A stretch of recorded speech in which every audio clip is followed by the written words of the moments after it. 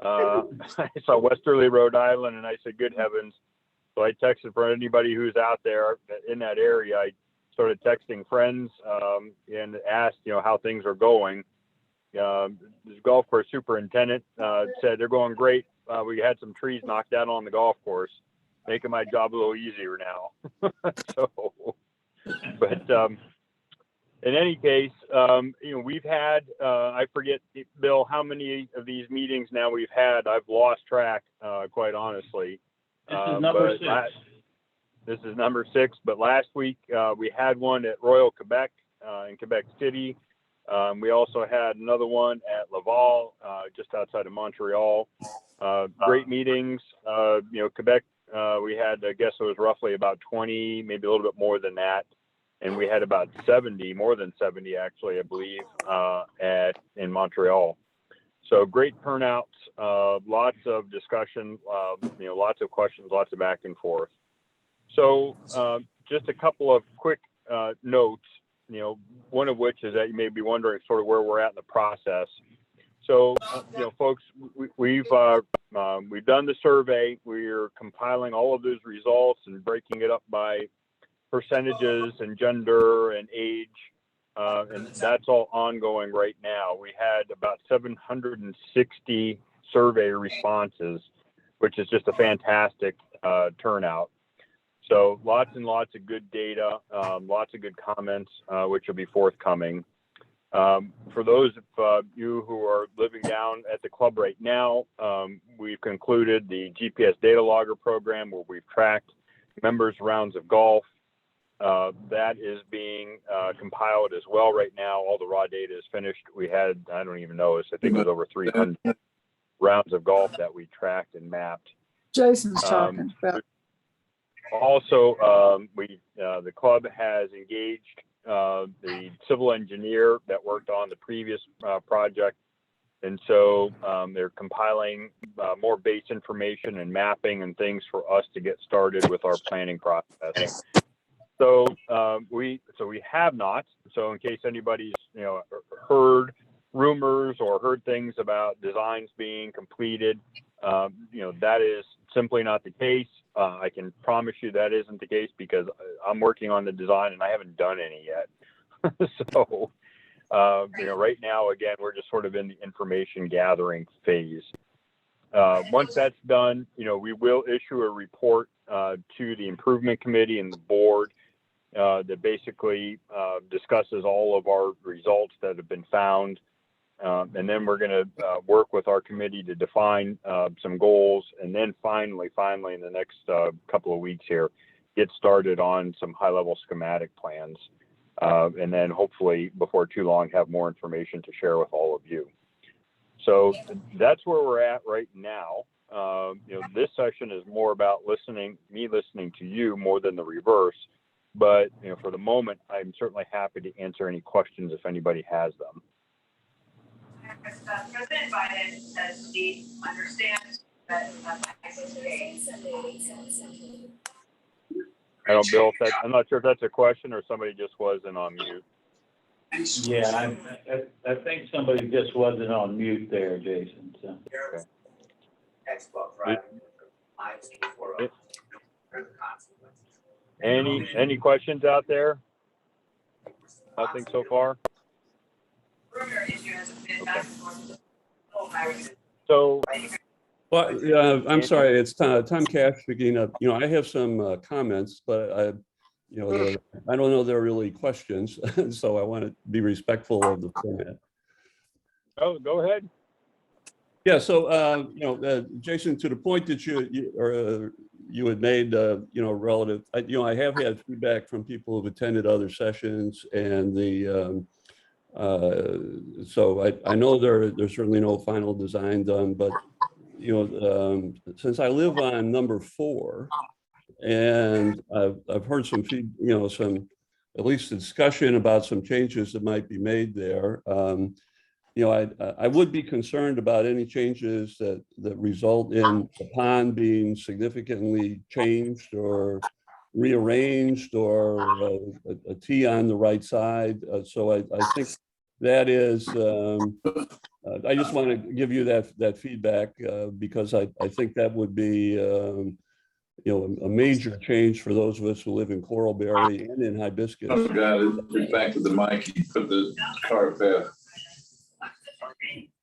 Okay. Can I get everybody to put themselves on mute if you're not asking a question, please? So I don't know if you were able to hear me, Jason, or not, but that was the. Yes, I did hear. Yes, I did hear. Yep. Are we on mute? Yeah.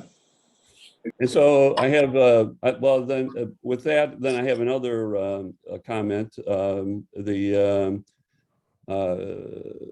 of the things I really liked about the way we did the South Course is that going from tee to green, the design was such that for the lesser skilled players like myself, Bobby Weed had kind of structured the area around the hazards such that the ball wouldn't trickle into the hazards. At least it doesn't for me.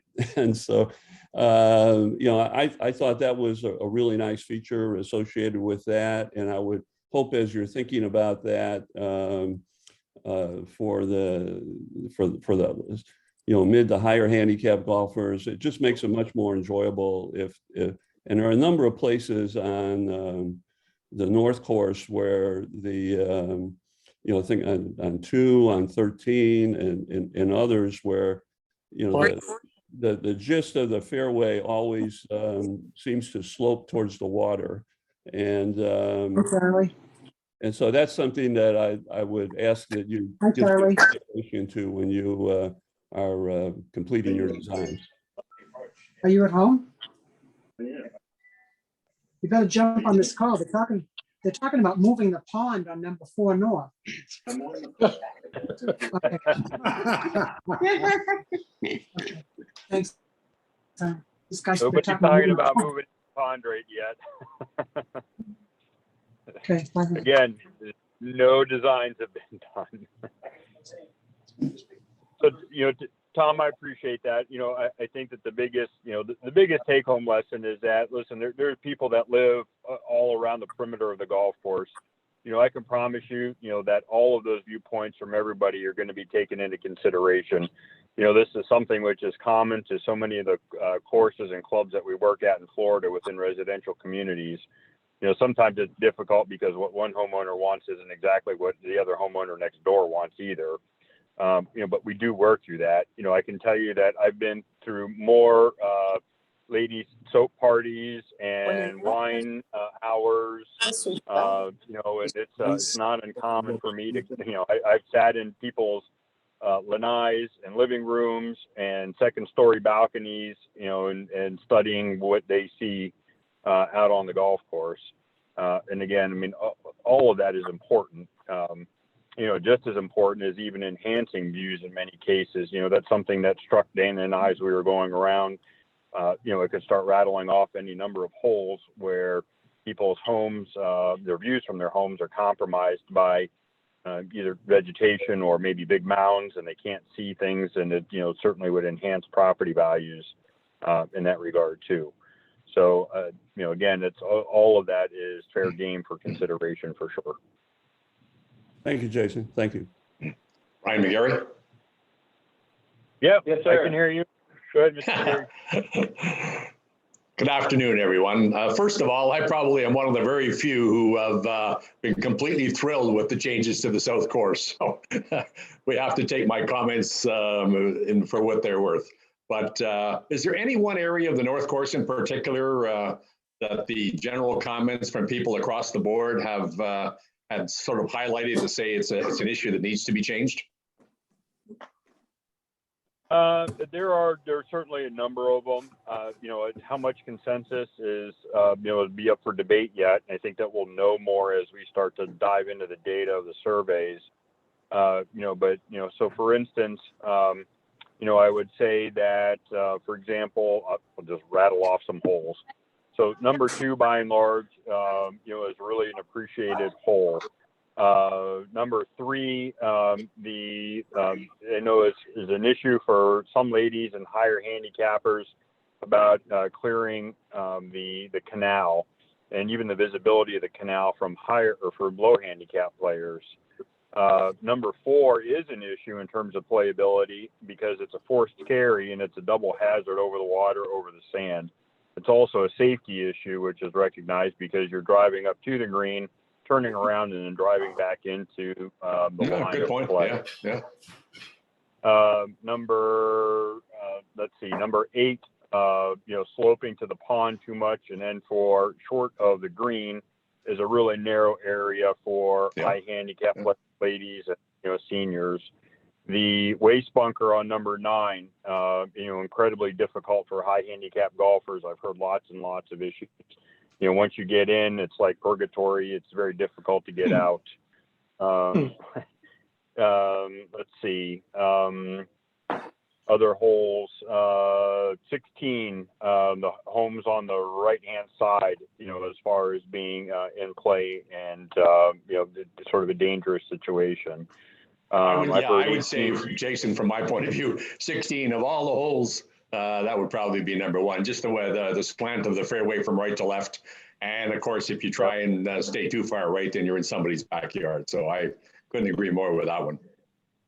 Yeah, exactly.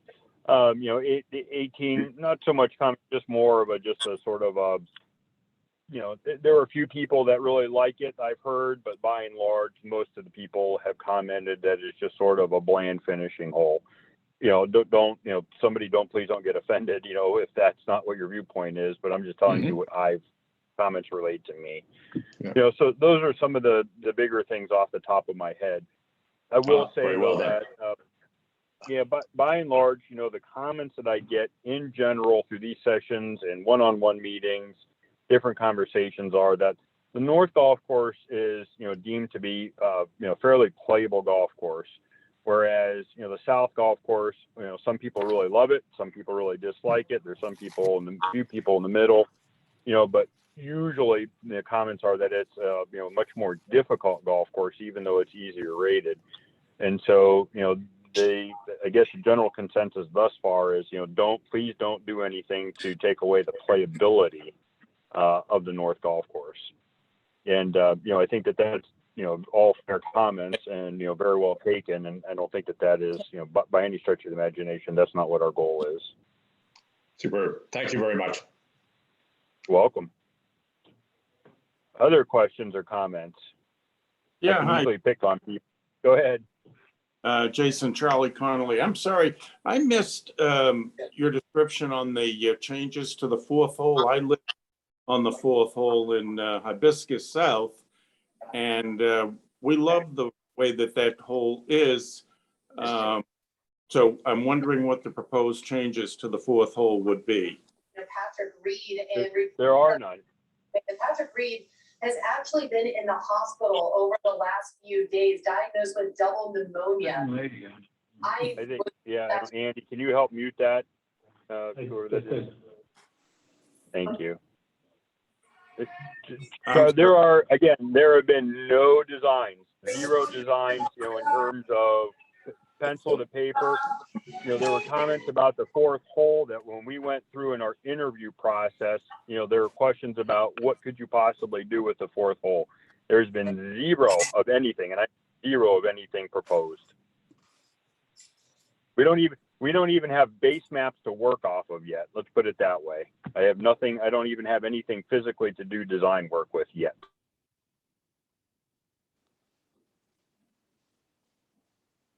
When are you going to have that? That's in production right now. So the engineers are going to be giving that to us here probably in another week or 2. And then we're going to have new survey. So right now we're getting material that's coming in from the county to get us started. And then we're going to have a greater level of detail material coming in to supplement it, probably about 6 weeks from now.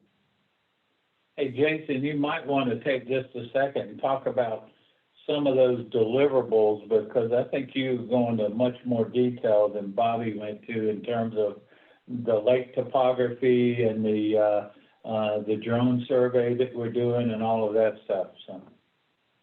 Right. So we affectionately from a planning term, we call it sort of garbage in, garbage out. And what I mean by that is that our design work and the construction documents and then the cost estimates and all the work that we do is predicated on how accurate our planning information is. So, we are going to do extraordinarily detailed level cost estimating. When we go out to bid, our cost estimates, many times we get bids that come in at under 1% of what our actual construction cost estimate is. The reason we can be that accurate, obviously we put a lot of work into it, but we have a lot of detailed material to work with up front. So, so what's happening now is that we're getting really accurate level topography that's reflective of the surface conditions of the ground. We're going out and we're mapping where all of your existing drain tile is. So either we know we can tap into it or we have to enhance it. Where all of the trees are, for instance, and what types of trees they are, and the condition that they're in. So, again, extraordinary level of detail going through to understand what your existing conditions are. So, and it's what we don't want to have happen is have to wait 6 weeks before we keep this process going. So, right, we are committed to delivering a master plan, which all of you will have seen incrementally as we move through the process by the time that, March or so rolls around, I should say. And so that you have a vote that happens before everybody goes back north this coming year. And so, we're on a very strict timeline, and we're hitting all of those dates. We've got a committee that's in place that's reflective of all the different skill sets and genders, handicaps, throughout the club. But, we've got a very detailed design process and schedule, and, that we're meeting those dates with. Bill, was that good enough? Yes, sir. Thank you. Okay. All right. What other questions or comments? I'm curious because I normally hear a lot about South Course, good, bad, and different. So I'm curious that nobody's really just one gentleman's brought that up so far. Anybody have any particular comments about? Again, I would take the opposite opinion of Brian. I think that the South Course leaves a lot to be desired, and hopefully the changes they make will make it a lot more playable and agreeable to the membership. There are too many false fronts. There are too many mini traps. There are too many. Can't get to the par 3 on whatever it is on 15 is ridiculous. I'm an anti-South Course. Yeah, so it's certainly what I'm not aiming to turn anything into a referendum on Bobby's course. Bobby, for those of you who don't know or maybe haven't met him, Bobby's a very talented designer, but Bobby is a protege of Pete Dye. So for those of you who have played other Pete Dye golf courses, you can see very strong similarities between what your South Course is and not only what Bobby's courses are, but other Pete Dye golf courses. Right, so that is the grading style, the little catch basins and the humps and the hollows and the false edges, and if you would start to go and look at, for those of you who are in the Midwest, like French Lick, and you go to a place like that, or Crooked Stick, or you can up to TPC, Sawgrass. Again, you can start to see a lot of very distinct similarities between your South Course and that design style. Our goal. I can't, I'm not, that's my, our goal. We're not hired to focus, zoom in on the South Course. I think what's really important though is that we deliver something which is complementary, so it's a different style, it's a different look, it's a different aesthetic. The North Course has got its own environment, its own playability, and so we're not looking to significantly change all of that. We're looking to take what's the best of the North Course, keep it, make it better, and look for opportunities to improve it. Hello, can you hear me? Hello? Yes. You can hear me? Yes. Hello? Yeah, I just like to make a comment as, I love the South Course. I think a few of the things that they're thinking about improving upon is good. And I just want the North Course to be a great golf course. I don't necessarily want it to be much harder, but I don't want it to be easier. And I know you guys are going to do a great job. So I just feel lucky to be there, and I'm looking forward to a wonderful new golf course. Thank you for that. People have asked so far and said, really, what have you been told, or what's the purpose of this? So number one is that, smartly, you guys do a great job of capital expenditure planning. So you know that when your irrigation system needs to be, updated or replaced, one of the things is that's going to be happening is separating out the golf course irrigation from the homeowner irrigation. So that's a smart move. But as you go through that, the bunkers need to be redone, the greens need to be done. So you have, a certain infrastructure cost that's just part of your capital expenditure. But our job is to show you what, before you go in and put that money in the ground, what improvements can be made to the North Golf Course, before that happens. And so you have X amount of money that ultimately, needs to get spent, and there's a, percentage above that. And that's what our job is, to show you, what that would cost and what it is. And so, that's what we're striving for. But it's under no circumstances is this, are we under this assumption of, that this is, we're designing to host another, the U.S. Open or something like that. Our number one goal is, first off, is to make it safe. And the second goal is to make it fun.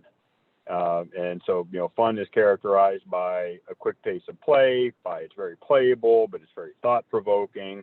It should, not frustrate higher handicap golfers, but it certainly should challenge better golfers. So again, it's really, other than safety, it is really the number one goal is fun. I have a question regarding how much emphasis do you put on the savings that we're going to save on water, fertilizer, seed, and maintenance when you do a redesign? Is savings at what degree of importance is savings to go forward to maintain in your design?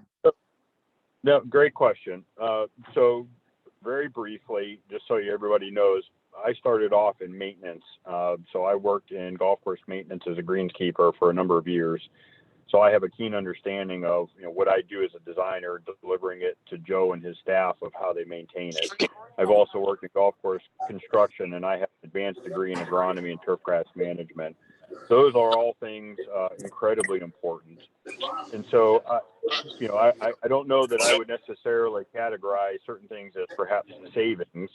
However, what I would categorize it is that rather than spending, for example, a huge amount of time repairing bunker after a big storm, if we can implement new technology where that doesn't happen, and with a bunker design style where it doesn't have an exorbitant maintenance, then that amount of labor and concentration that goes into repair and maintenance, it can get directed elsewhere.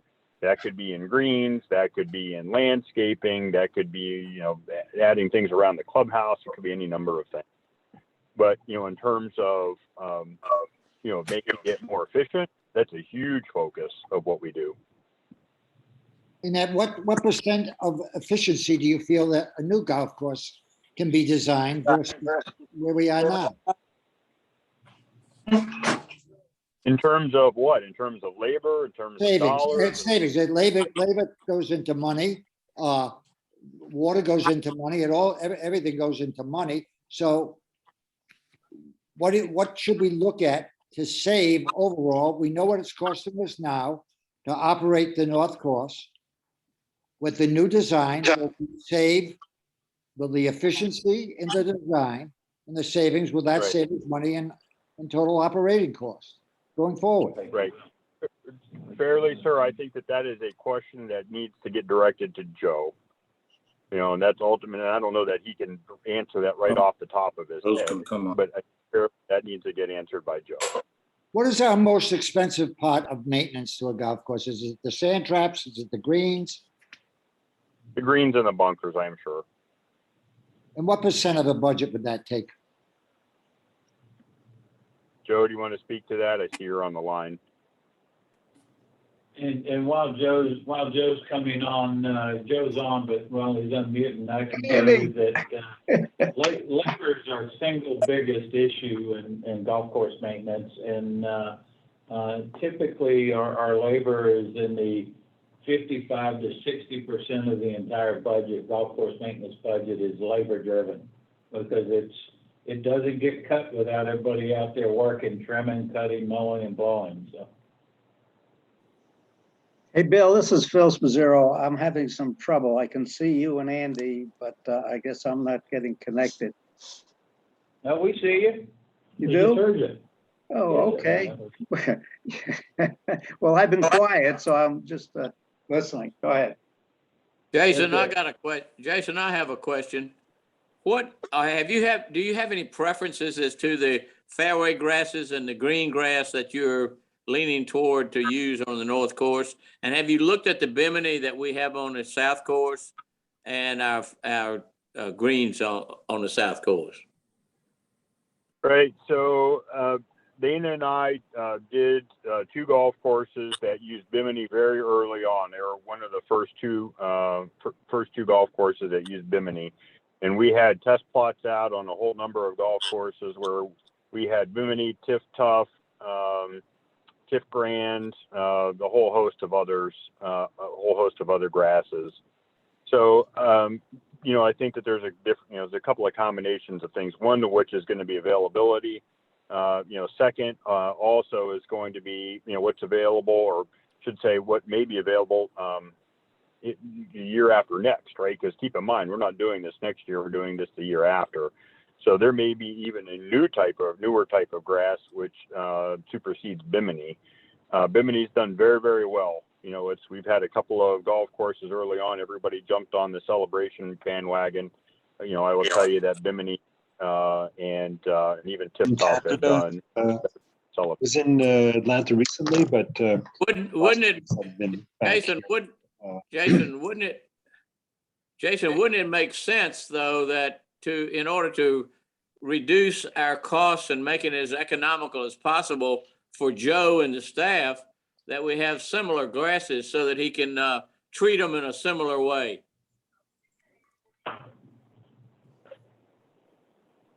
Yeah, I think that that's a fair assessment. I don't know that there has been any discussion to stray away from bimini. Again, all of those discussions have yet to happen. It's not that hasn't been, banted about just casually at the moment. Other people have asked that same question, but right now I don't know that there's any move away from bimini. Yeah, Mr. Grove, there would have to be a real good reason to move away from it. We haven't seen that yet. So. Right. Mm-hmm. Joe, Thank you, Bill. Joe there? Thank you, Bill, because you're the one selected that bimini. You did.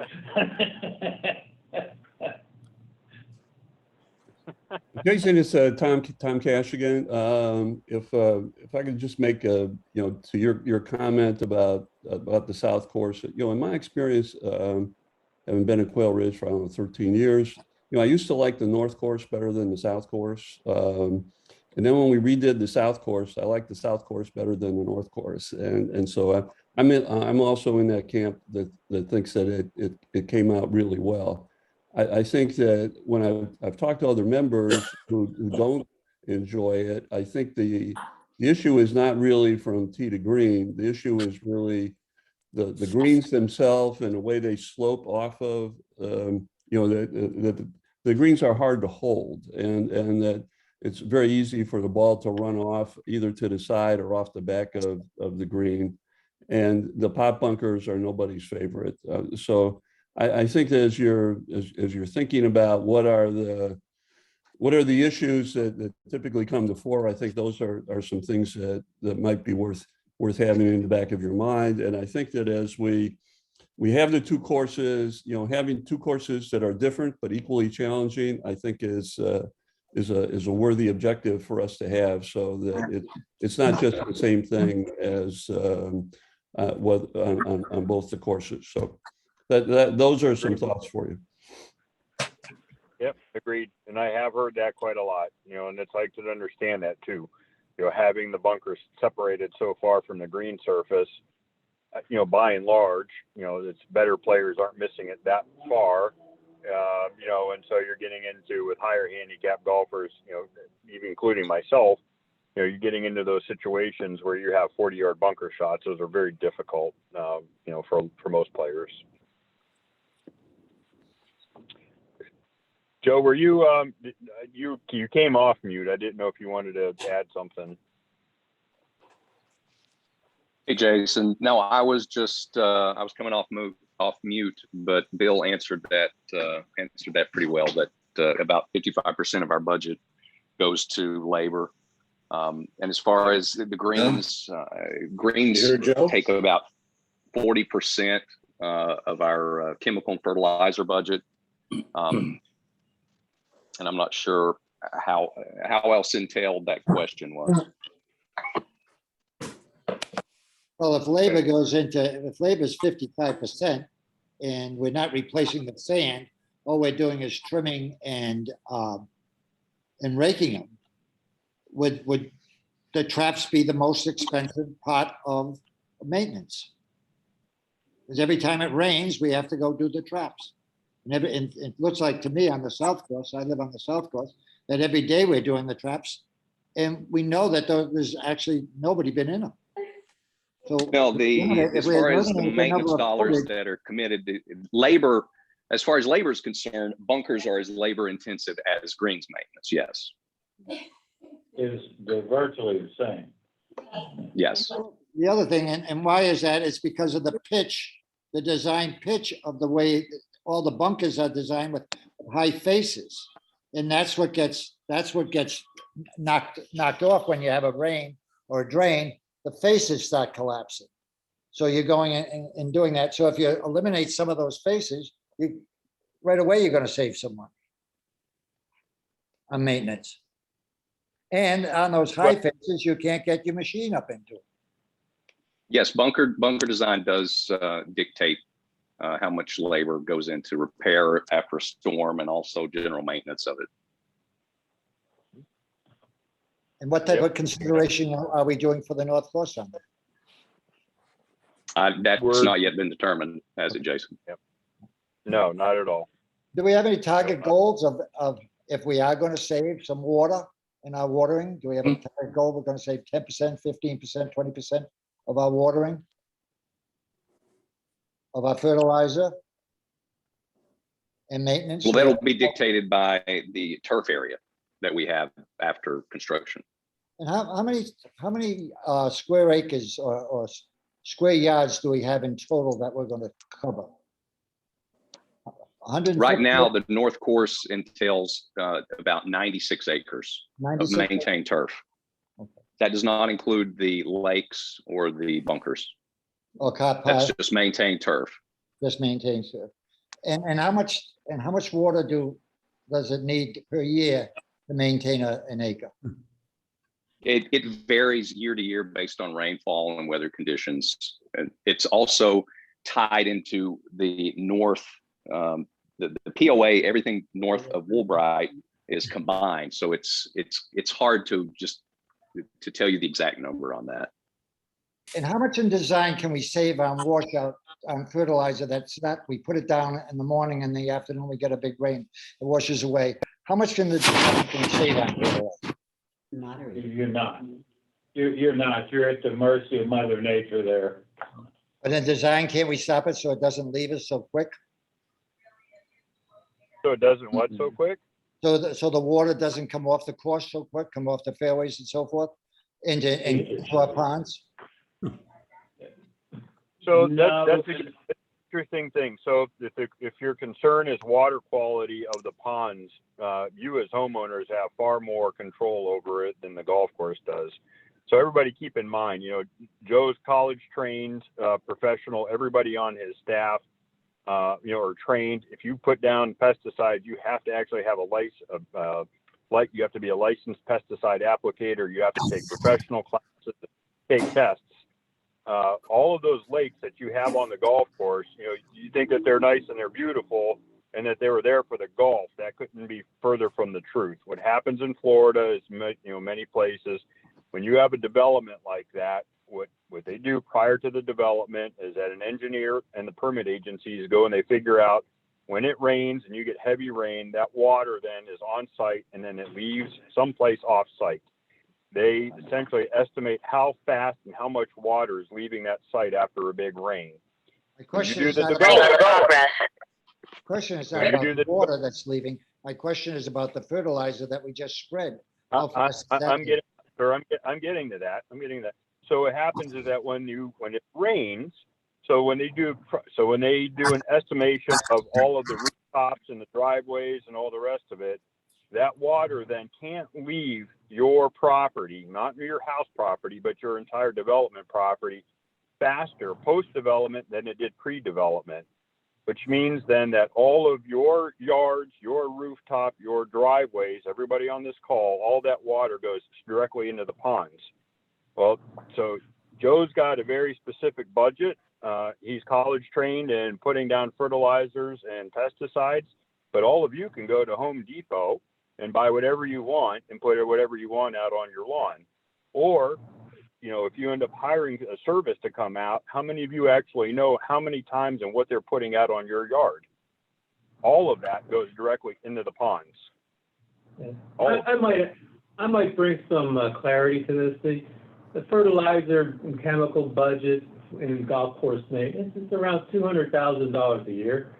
So if you have a 5% impact from washouts or something like that, you're talking like $10,000. Yeah, well, that's I'm a not great sure answer. it's something that would be a driver to the design of the course. You're gonna still at the end of the day be in that neighborhood of spending $200,000 a year between chemicals and fertilizers because he's got 96 acres to take care of. So still have to. We're not going to be shrinking the land.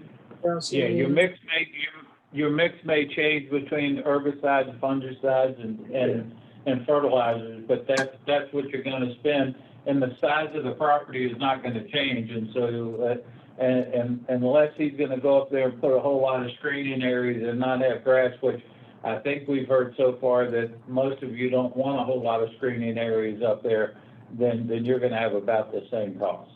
That's a great answer. Thank you very much. Appreciate that. Yes, sir. Yeah, unless you want more of number 9, that's exactly right, Bill. If there's other costs. Yeah. But I also wanted to make sure from an environmental standpoint that everybody knew that too, because I've heard a lot of that over the past 2-3 weeks, about condition and quality of the water in the pond. And so I just wanted to make sure everybody understands that the golf course is a very small player. It is a player, but a very small player in what the water quality of those lakes are.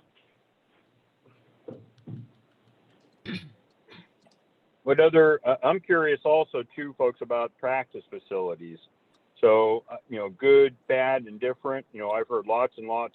Some people are sort of indifferent about it, but I've heard lots of strong opinions and comments, over the practice range, over the short game facility. I can tell you what I've heard, but I'd like to hear from you first.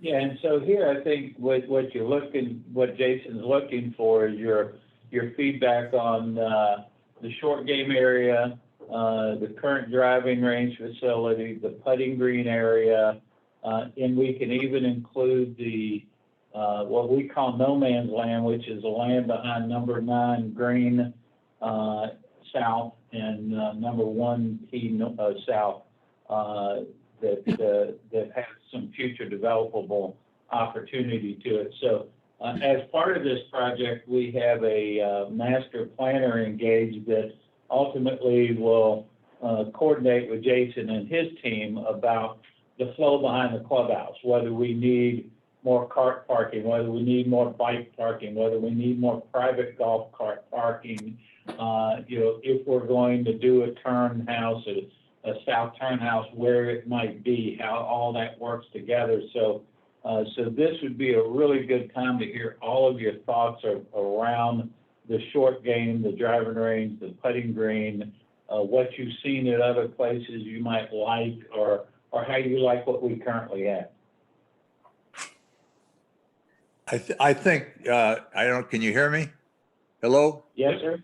Yeah, Bob Stevenson, we're limited on space as far as any more in the practice area. I don't see how we can do much more with our practice area unless you take out maybe the lake behind on the north side of the practice area and enlarge that area. But I think probably what we did when we did the south course is probably as good as we're going to get.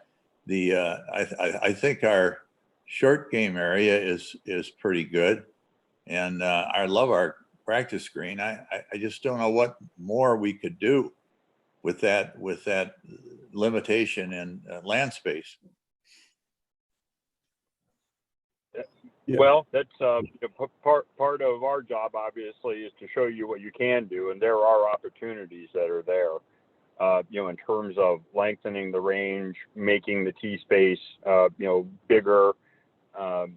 It just there are definite opportunities that are there. The pond on the north end is one consideration. The pond on the south, I'll give you, for example, the pond on the south end is also, and the waterfall are also considerations. I do know that that's really important to some people. But the reason why we do these sorts of meetings is that, in the previous 5 or so that we've done, people have said, we really like, don't touch the waterfall or don't touch the stream. Right. And I start to ask why, so what is it, why is that so important? Is it the stream and the waterfall specifically? And people will come back and say, well, no, it's when we go to dinner, we like to have a pretty view. Right. So is it the waterfall and the stream which are important, or is it the pretty view which is important? Because we can give you a very pretty view, not necessarily maybe move the waterfall or move the stream or do something equally as dramatic or even more so, but then obtain space for the practice facility. And that's really, so we start to drive down in some of those details.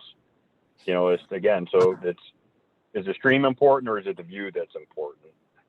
By and large, not everybody, but by and large, most people said, well, we wanted to have a really nice view from dinner. It's not necessarily the stream or the pond. Nice view. I'm sorry. Can you say that again? Jason, it's Tom Cash again. I'm sorry to jump in repetitively here, but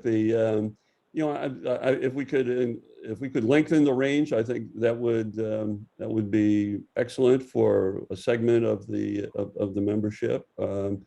I think, to me, our short game facilities need. I would like to see an improvement in the short game facilities. I think they're fine to one extent, but they get a tremendous amount of traffic there, and that's an area that I personally need a lot more work on. And so if there's a way to expand it, with more grass, because the grass does get chewed up very much near the chipping range, and so I would welcome any expansion of the short game facilities that would be possible. So one of the comments that I've heard, thank you for that. One of the comments I've heard, about the practice short game area, by and large, people like the location of it. They like the general size of it. A lot of comments that I've heard, you guys can tell me if you agree or not, is that, now it's not reflective of anything that's out on the South Golf Course. So, I don't have, I don't have that style of shot per se, or the pot bunker shot. There are a lot of unique short game area shots, that are on the South Course that I can't practice on the short game area.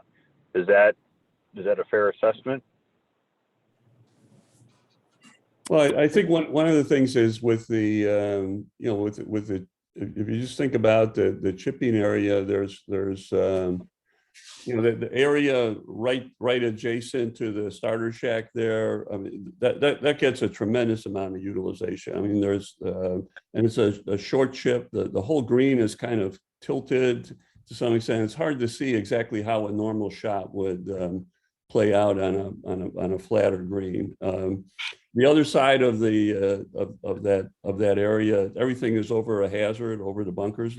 And we do have those kind of shots that we have to have, but it's not a very receptive green for those kind of shots either. For when you have the pitching area, that's a wonderful facility for 50 to 90 yard shots, but it's then you can't really use it for anything else. I mean, in a sense, if somebody wants to hit a longer shot, then having all those bunkers and that sort of thing really isn't in the play. And so having some sort of expansion of the capabilities, I would really love to see from my standpoint. And whether they mimic the South course or they mimic the kind of shots that in general we see on both golf courses, I think with a little more variety as opposed to something that's always kind of running away from you would be desirable. Everybody else? This is Bob Liguori. On this whole issue, first of all, on the pot bunkers, I don't want to have practice areas for pot bunkers. I want to see you do away with the pot bunkers. That's my sense of them. I agree with that. And then we don't have to worry about practicing getting out of pot bunkers. Pot bunkers. They don't make too much sense to me.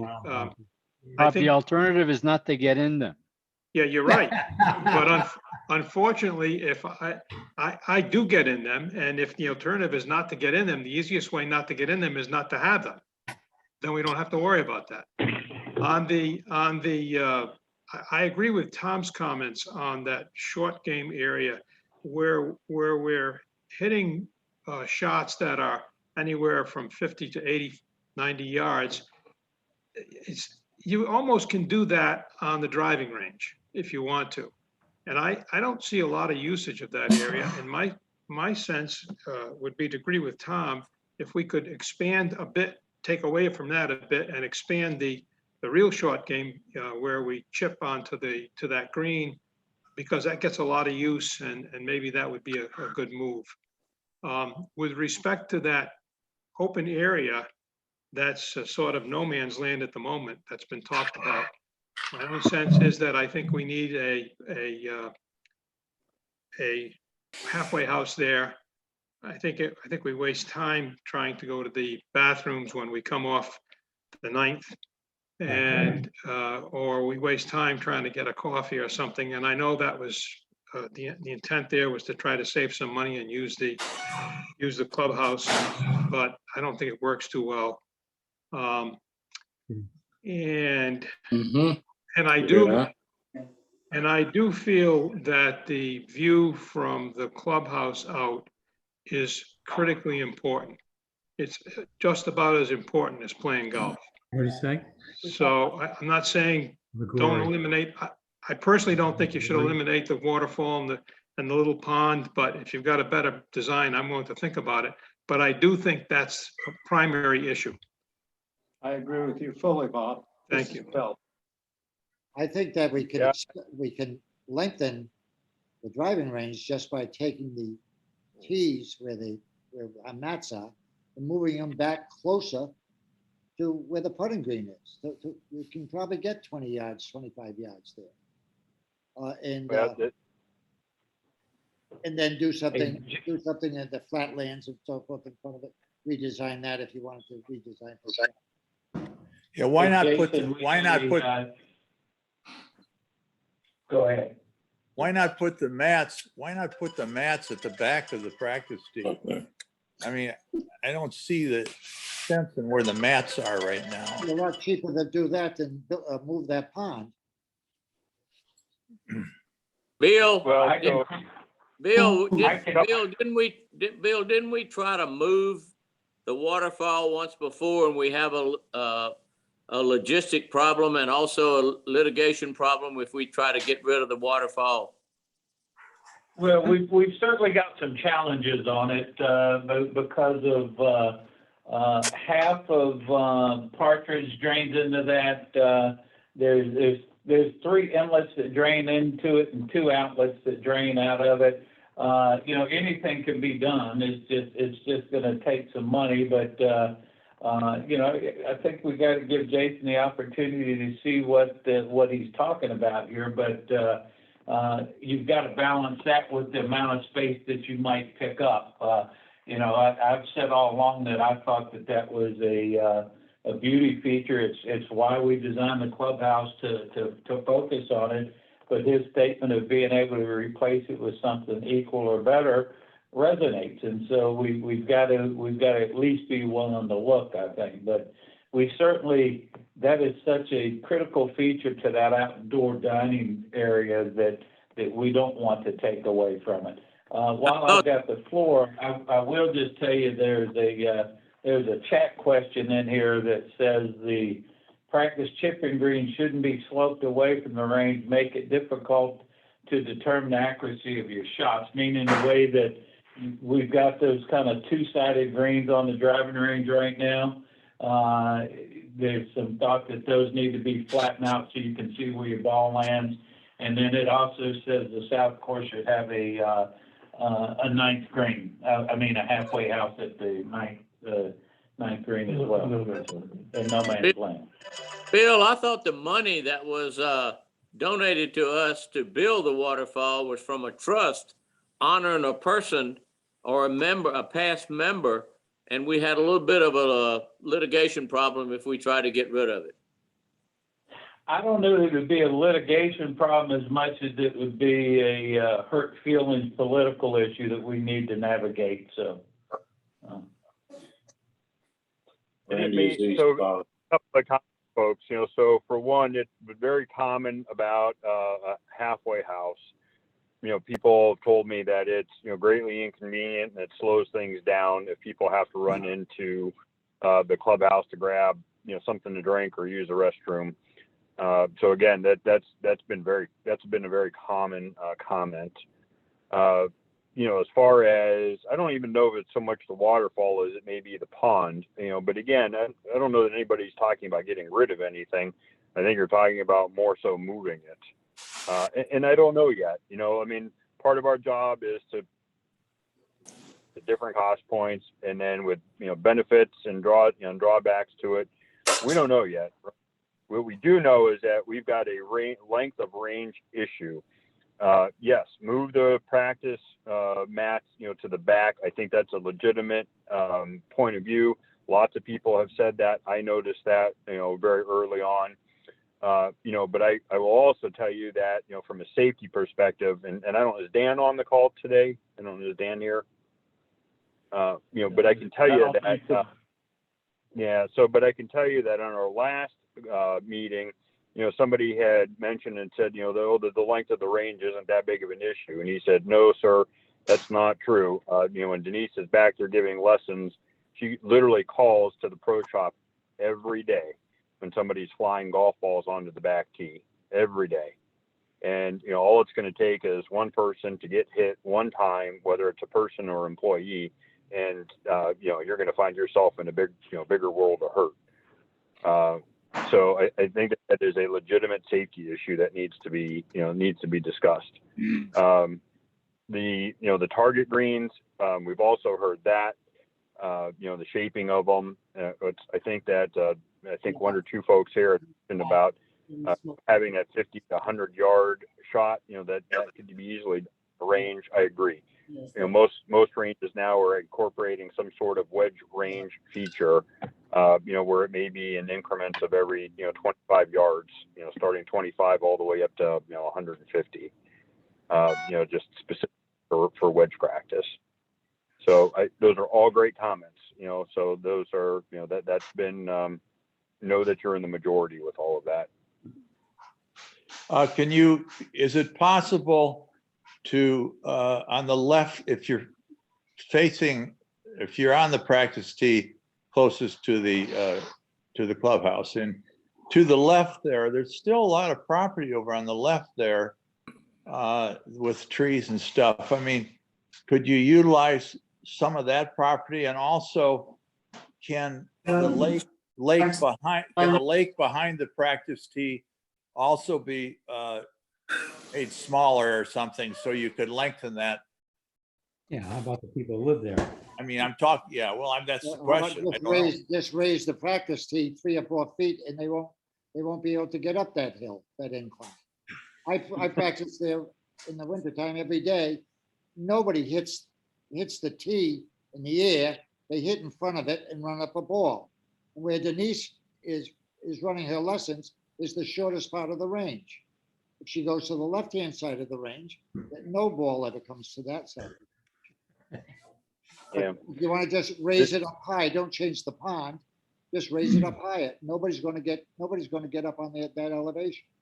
And you can walk that back bush line and see how many balls get in there, and rarely you find a ball back there. So it's not a major problem that balls are going up there. Just get it higher. Put a higher face in. We know we can't run balls up the face. Can I just, it's Bob LaGuardia. One comment about that no man's land area. I just thought about it. Would it make any sense to consider moving the starter shack there if we're going to build something else with it? Because, I mean, I don't know if that makes any sense at all, but it's closer to the cart barn. It's closer to where the carts are. It certainly starts you off on 1 south now. And I don't know if that is something that's worth considering, but I just throw it out there.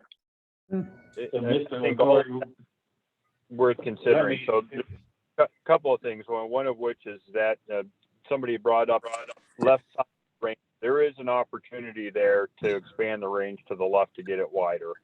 That's something that Dana and I noticed actually the very first time that we were at the golf facility. So yes, there again, it all comes down to cost benefit ratio, but there is an opportunity that's there. Land, I think that we look at moving the halfway house there.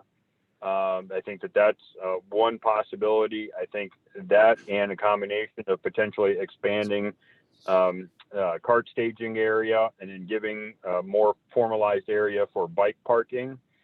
I also think that another opportunity may be to move the putting green there and make a much larger putting green and to do something more intricate for your dining area. So all of that is fair game. Again, I don't know what it yields. We won't know until we get into it.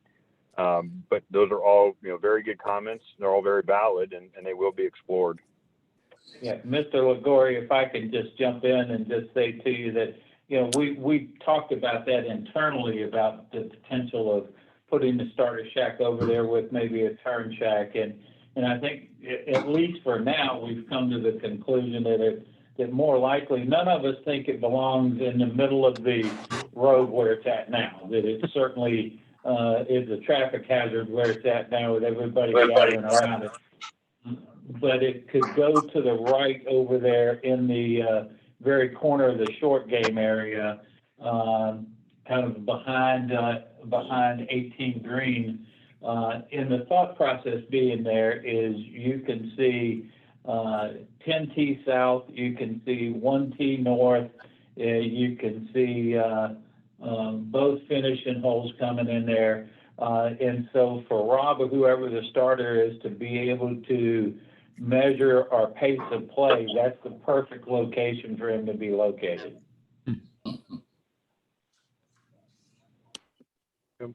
Hey, Bill. Bill, can you hear me? Yes, sir. Yes, sir. Bill, this is Carl Sanfilippo. One of the questions I saw you post some time ago was, what kind of golf course do our members want? Do we want just a relatively flat, somewhat simple golf course? Or are we really looking for a championship golf course that will tax, let's say, a state amateur or senior amateur tournament? That kind of course probably mandates some elevation of greens, some deeper bunkers. So I think that's still kind of a key question as to what do we really want. A few years ago, Pete Dye redid one of our courses, and he said, you know, if I build a nice golf course for the members, he said, you know, eventually they'll yeah. But if I build the toughest SOB, everybody wants to come and play it. So I guess my question is, what do we really want? Well, I think what you're referring to is that question, or some form of that question is in the survey. And Jason, you can help me out here, but I think there was some question to that in the survey, and we'll see what kind of what the response is here as his team begins to dissect the survey. His team has the survey results and will be dissecting them all the ways that they can there. Jason, your thoughts? Yeah, there's a lot to unpack there, Mr. Sanfilippo. So, I mean, it is, as far as elevation is concerned, I will tell you that anytime you have an opportunity to build elevation into the golf course, you know, so much the better. I know from spending, a certain amount of time on the course already with Dana, going around, that there are some opportunities to do that without impeding anybody's view from their home lots, which is obviously critical. But that doesn't necessarily make it more difficult. What it does do is it certainly makes it more interesting. So, I mean, it's flat Florida golf courses are a dime a dozen. Golf courses that have elevation change, and even if it's 8, 9, 10, 12 feet, uphill, downhill, side hill, where you have to judge distance, that's another skill set. It's also another really interesting aspect, to our sport. So obviously it takes some money to do that, when you're starting from flat terrain, but there is a chance to do that there. Part of that is that, we can show that and figure out what it costs to do that. And then we just give you the information, and ultimately that's a club decision. I have brought that up into other venues, but I've also heard then from older members saying, don't you dare do that because it's going to be more difficult to walk.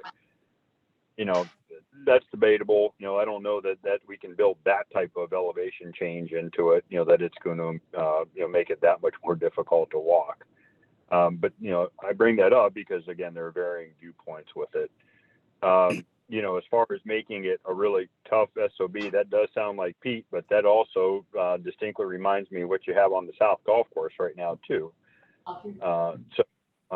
I think that we have to be careful to make something complementary, but, not necessarily as demanding for a high handicap. I think it's really important to point out, too, that part of what we do as designers, is that we have to obviously critically understand what is difficult for, a low handicap player versus a high handicap player. And in many instances, it's drastically different.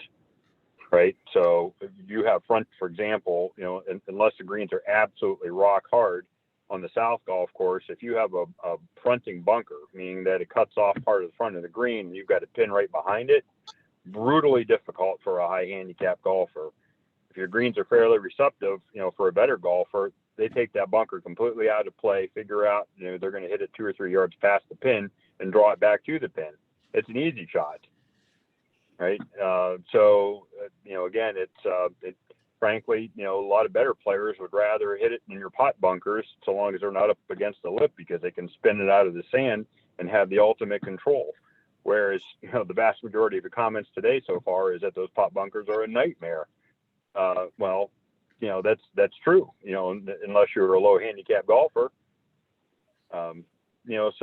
That's I think that, again, when I talk about being fun, I think that also means challenging for better players, but playable for everybody, but playable for everybody else. And that's the key of really building a really good golf course, that when you can satisfy everybody, that's when it's really, really good. Hey, Jason, we have a hand raised from Miss Brunel. So, Miss Brunel, would you Go next, Yeah, please. just a quick question, and I'm glad we're addressing this. What percentage of our golfers are in such a low index category that, you know, hitting a 20-yard shot and pulling it back 16 yards to the pin?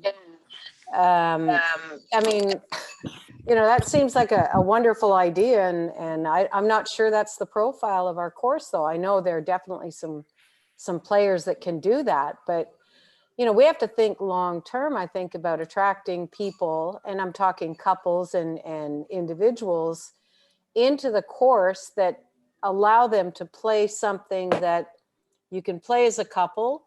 And man, Jason, if you can figure out how to do both, that would be amazing. Maybe there's a pin placement for the women or the higher handicappers and another pin placement for the lower handicappers. But I mean, you know, what we've done on the South has made it particularly difficult. I mean, I'm not a horrible golfer, but I'm not an A golfer. And, you know, I want to go out and have fun. And when I'm in a bunker, every time I go for the pin, I'm like, wow, this is not fun. So, I mean, what percentage of our population actually wants target golf? Oh, I don't know that there's anybody that wants target golf. I don't even think your better players would want target golf. You know, I mean, it's as far as who took the survey, which is, you know, we've got the vast majority of your members did. You know, we'll have a better understanding of what the percentage, and Dan might already know that, of what the percentage of even, you know, when I say low, I'm talking 2 or 3 and plus, you know, or up to 10 handicap, and then 10, we can slice and dice all that data. So, you know, we can identify all of that. But again, I don't think anybody wants target golf. I don't think anybody wants, you know, exorbitantly, you know, difficult course. I think it should just be fun and entertaining for everybody. You know, and your point is very well taken. My point about, you know, the fronting bunkers is something that, you know, for me, instead of cutting off an entire front of a green, you know, it's okay if you cut off, you know, a third of it, but you have to give an alternate path around it for everybody else. You know, and I think that that's ultimately the types of things we're going to be looking to do. Basis of golf is risk and reward. You hit the right shot, you should be rewarded, not penalized. And that's going to be incorporated in. The greens have to be receptive to those shots. Not everybody's coming in from 150 yards. Some people are coming in from 60 and 70 yards. So the way the green accepts that club is very important. So you've got to have a way in. Yeah, I agree. That's the biggest frustration with my wife is certain holes, no matter what happens, she can't get to that green because she can't either hit it up to that elevation or she can't hit it over the water, and there's no way around it. Ay, ay, ay. So I think that it's worth pointing out, you know, which I did to most other groups and I failed to do here, you know, but again, understand that, you know, I grew up playing golf when I was very young, was introduced to, you know, by my father, and so my family is a huge golfing family. My cousin is Rocco Mediate, who plays on tour, but I have plenty of family members who are affectionately horrific. So I think they play more of croquet than they do of golf. But we have a family reunion every year. Everybody goes out, plays golf, and has a great. And that's really important, you know. And so I've had, you know, my wife and my kids, you know, they were young, introduced. My in-laws took up the game when they were in their 60s, you know, and so that was very important for them to get around and be able to learn. You know, and I will tell you, you know, a few short weeks ago, because of COVID, I haven't seen, you know, my parents who are older, I haven't seen them and, you know, hadn't seen them in quite a long time. I had a chance to play with my father, who is 80 years old, and put his arm around me, and he said, you know, he goes, I can't hit the ball but 140 yards anymore. He says, but remember this when you're out doing your design work. And he said, the experience that we're sharing today is all about golf. This is as important, you know, as any, you know, U.S. Open that, you know, course that you're going to host. And, you know, and he's right. And those are lessons that Dana and I both take to heart. And so all of you, you know, I hope you feel comfortable. You should understand that. is that it's not just about, the elite level player. I mean, everybody should be able to get out on that golf course and have fun. Well said. I know that we're about an hour and 15 minutes, so I'm be respectful of everybody's time. But certainly happy to, if anybody's got more comments or questions. Jason, it's Bob Ligori. We had to do this by Zoom because of what happened with the hurricane and everything, but I'm in Rhode Island, in Westerly, Rhode Island, and I've played Shelter Harbor. And I'm not a great golfer. I'm not even a good golfer. Larry Casey will tell you that. But I had fun playing Shelter Harbor, and I know it's your design, your firm's design. And it incorporates a lot of the things that you were talking about with respect to elevations and so forth. It's not easy, but it is fun. Good job there. Thank you. Yep, thank you. Yes, I don't know if I can be heard or not. It's Richard Dunn. Yes, sir. Yes. And I would just like to comment on the oft mentioned waterfall. I would be very careful to do a specific survey on the lake and the waterfall before removing them. I think you should perhaps look at the alternatives to satisfying the need for long distance shots. We do not have, in my opinion, very many, not counting our summer members, people who can get it through the range. I think there are a number of alternatives. One of which I don't know that it works or not is the utilization of the gold tee on number 1 south, number 10 south, excuse me. The number's been changed. So I think on a limited basis, you could perhaps get some availability there. There are other solutions that someone could come up with, but I would do a very specific survey of that critical view that we have. That's number 1. Number 2, I think we do need a turn house. I think I agree. I think it was Bob Ligori who urged that. And we just redid the driving range. So we obviously have to do a better job and get input from our members. All right. Who is our membership? Look at the survey that you took and see precisely who answered that survey, what their level of golf is. I don't know that we have more than 8 players that could go out on this wonderful golf course that we have and break 74 2 days in a row from the gold markers. Okay, maybe I'm wrong about that. I don't. So, not counting our summer members, of course.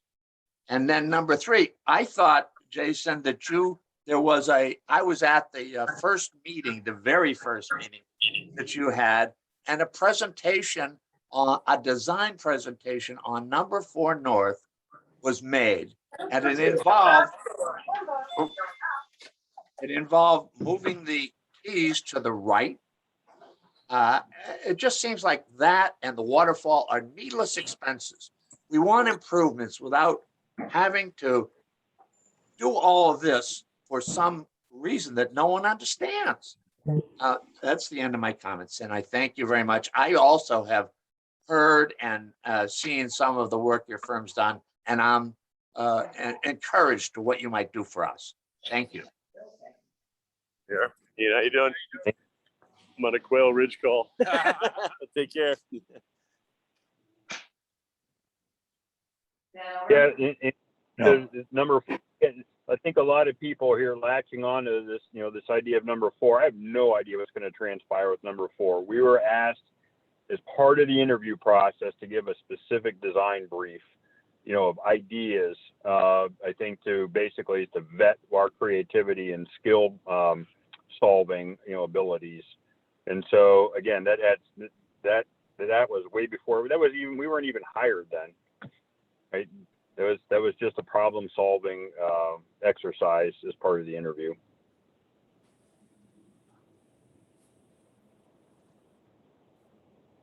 Anything? Jason, thank you. Yep, go ahead, Thank you Bill. for taking the time today. Ladies and gentlemen on the call, last call for questions. If not, we hope you were able to have a cocktail while you were joining us this evening. It was happy hour after all. I'm still on the water, but it won't be long. So, thank you so much. We ended up getting the 51 attendance tonight, which is probably better than we would have done had we made the trip. So, so thank you very much for being on the call, and it was a good way to wrap up this series, I think. So, any final questions? If not, we'll say good night to everyone. Well, good deal. Then we will say good night to everyone. Mr. Smith, I just saw you jump in. Nice to see you. So, everyone have a great evening, and we hope to see you here soon. Okay? Take care. Thanks, Bill. Thanks, everybody. Yes, sir. Bye-bye. Thank you, Jay. Nice work. My pleasure. Thank you. Thanks. Somebody tried to call me.